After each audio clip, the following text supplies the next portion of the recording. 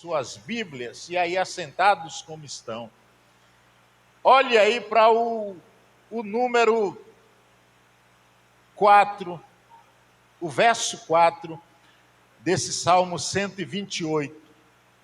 Eu quero ler só o verso de número 4, que diz assim: eis que assim será abençoado o homem que teme ao Senhor.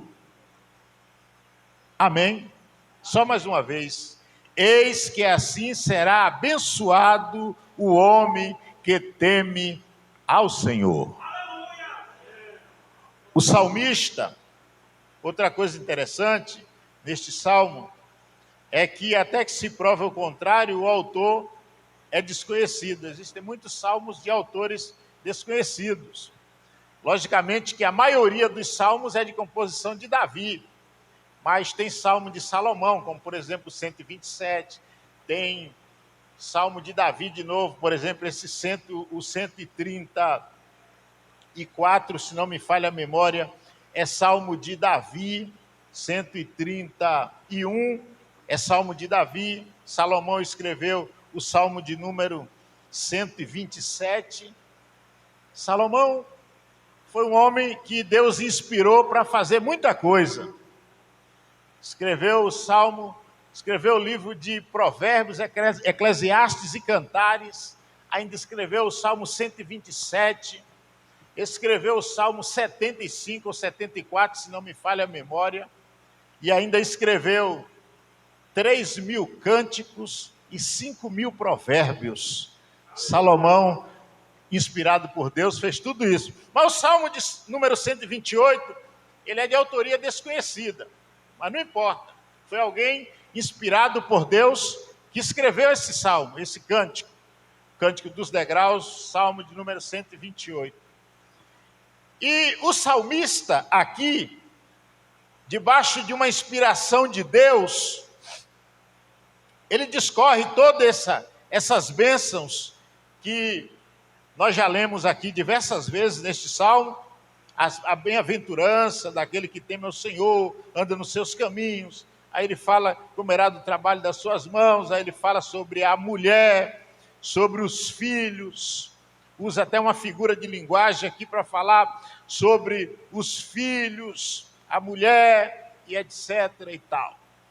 Mas no verso de número 4, o salmista diz assim: eis que assim será abençoado o homem que teme ao Senhor.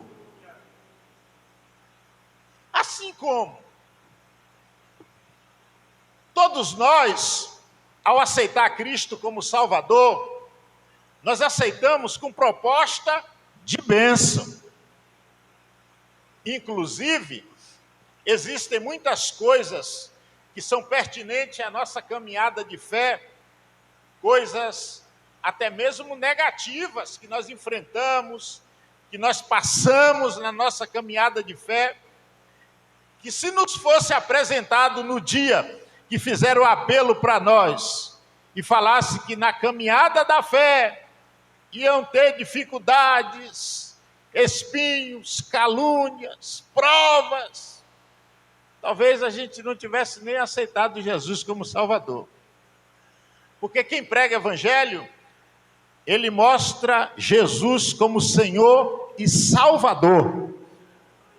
Jesus, ele é apresentado à pessoa, quando ela é evangelizada, como Senhor e Salvador. É as duas coisas que o pecador precisa.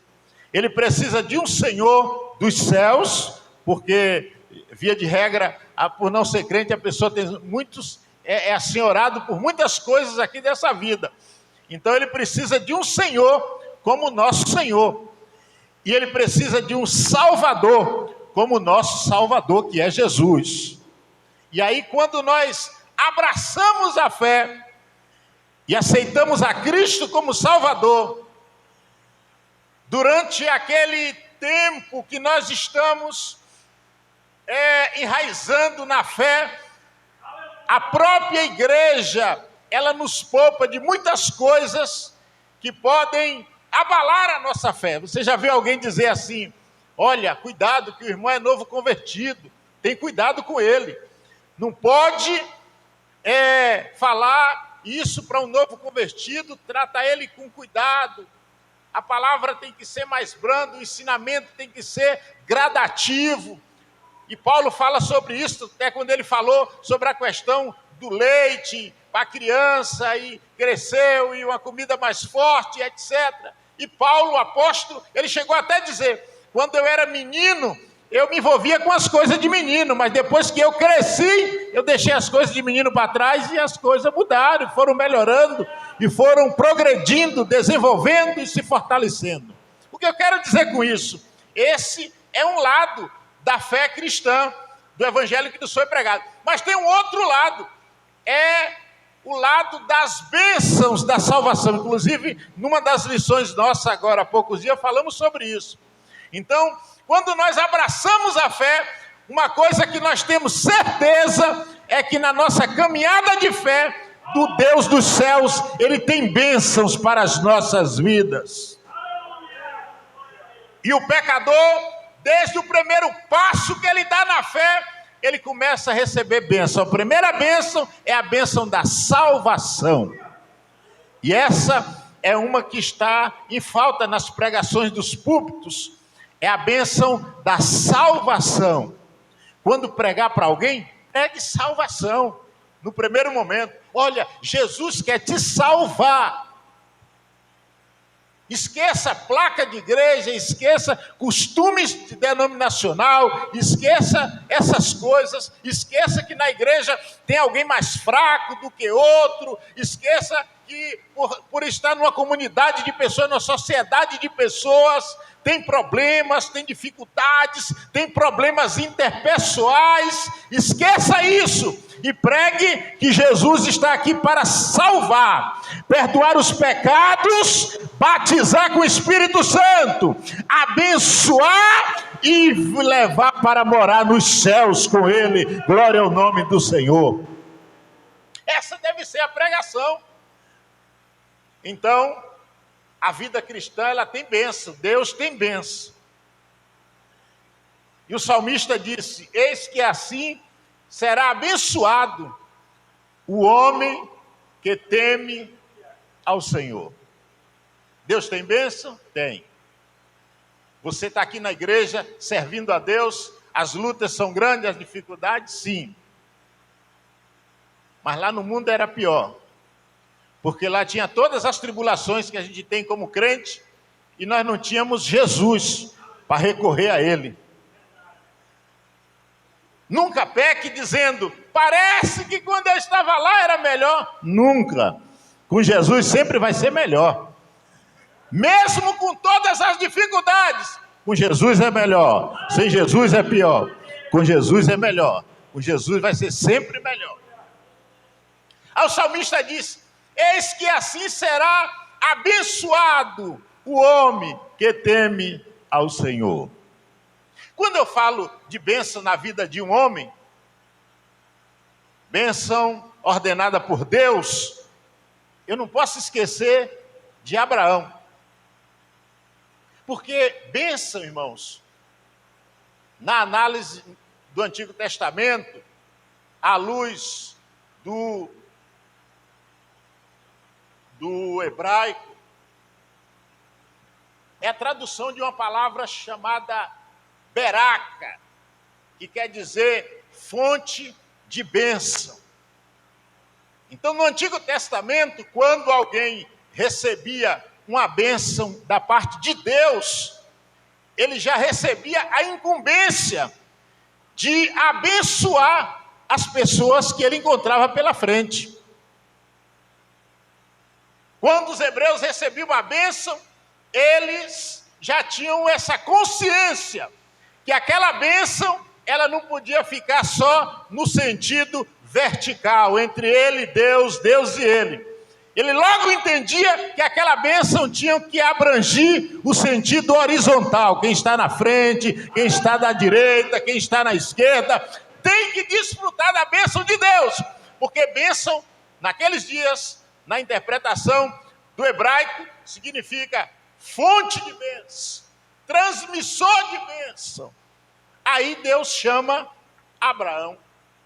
Capítulo 12 de Gênesis, Deus chama Abraão e diz: Abraão, ainda Abraão, sai da tua terra, sai da tua parentela e vai para uma terra que eu te mostrarei. Abençoarei os que te abençoarem, amaldiçoarei os que te amaldiçoarem. Far-te-ei uma grande nação e tu serás uma bênção. Então eu gosto muito desse entendimento aqui, que uma pessoa, quando era abençoada no Antigo Testamento, ele recebia o entendimento de que ele tinha que transmitir, ser um transmissor de bênção.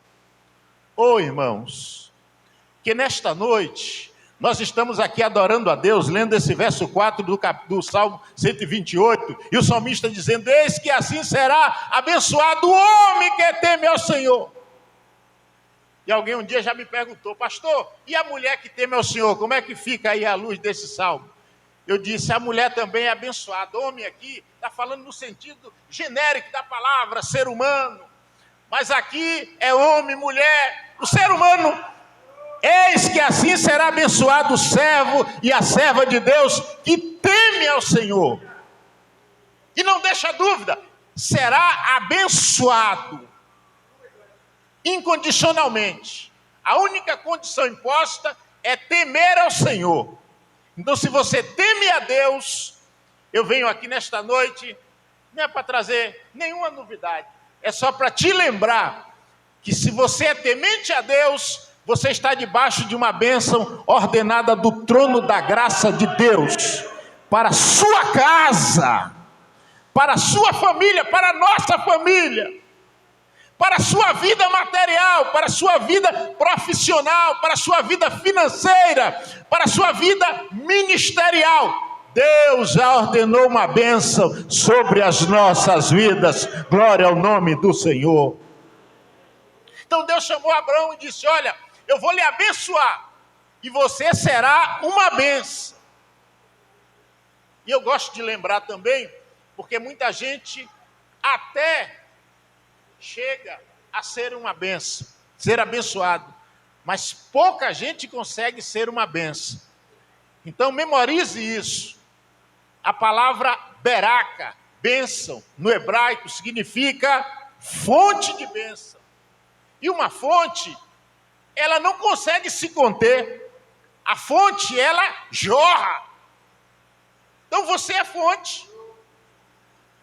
Como costuma dizer o nosso presidente, pastor Bertier, ele diz: você não é uma ilha, você é oceano. Você é canal. Você é transmissor. Transmita essa bênção para quem está precisando dela. E Abraão pegou a mensagem, pegou a visão, como diz. Abraão pegou a visão. Quando Deus disse: olha, abençoarei os que te abençoarem, e tu serás uma bênção. Aí Abraão saiu caminhando, levou Ló, e foi, e Deus foi abençoando. E Ló, sobrinho de Abraão, estava sendo abençoado ali ao lado de Abraão. Deus começou a abençoar, prosperar, abrir as portas, crescer o gado, de natureza que o inimigo tentou entrar no meio, e começou a haver contenda entre os pastores de Ló e os pastores de Abraão.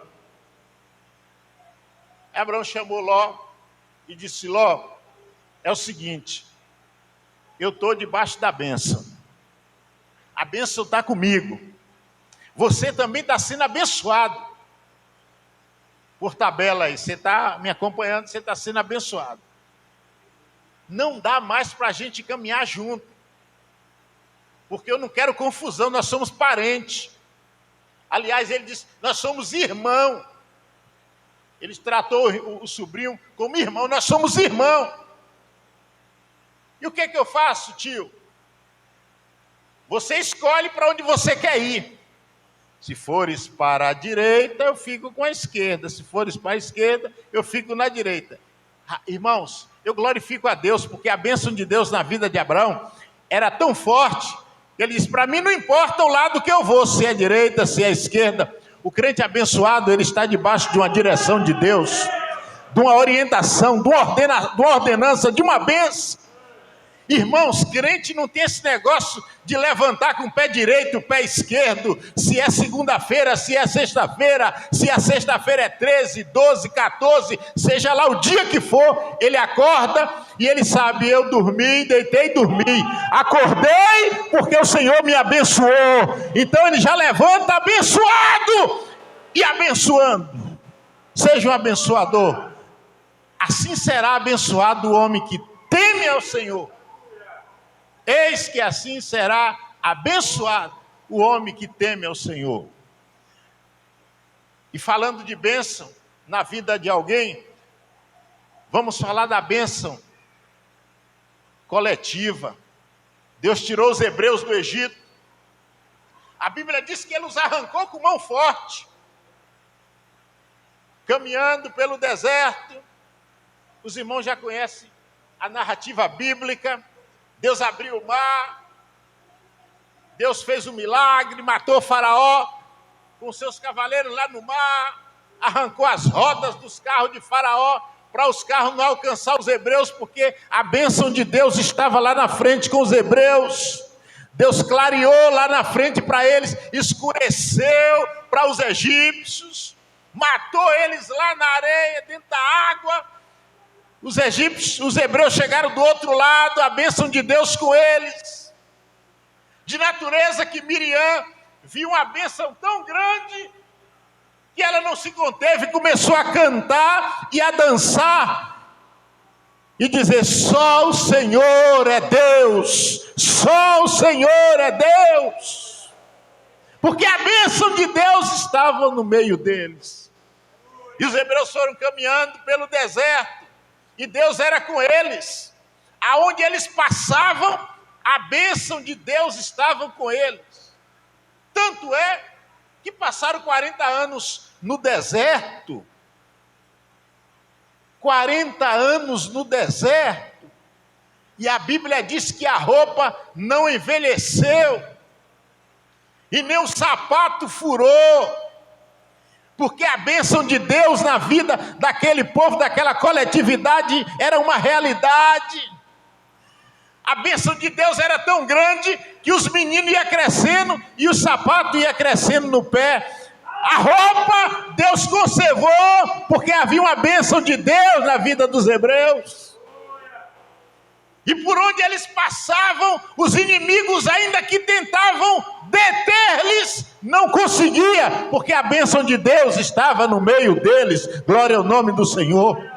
Sabe por que você está aqui de pé, cantando o hino da vitória, glorificando a Deus, adorando a Deus?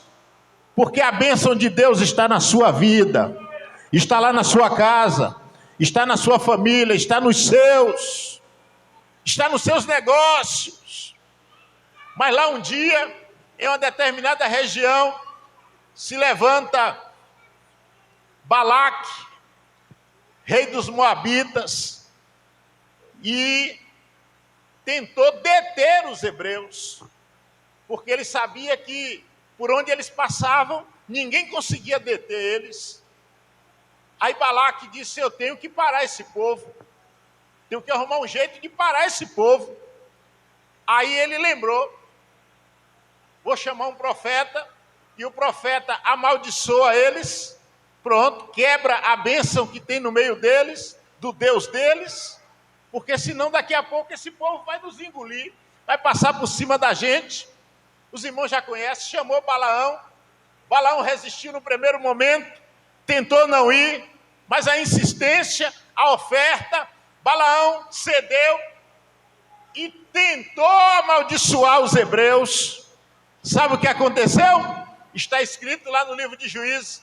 A Bíblia diz que Balaão armou 7 altares em lugares diferentes para amaldiçoar o povo de Deus. Mas a Bíblia diz que quando ele lançava a maldição sobre o povo de Deus, aquela maldição era transformada em bênção, e ele não conseguia revogar a bênção de Deus na vida dos hebreus.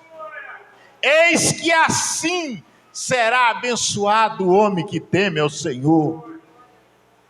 Aí Balaão tentou 7 altares, irmão, de posições diferentes, nos montes.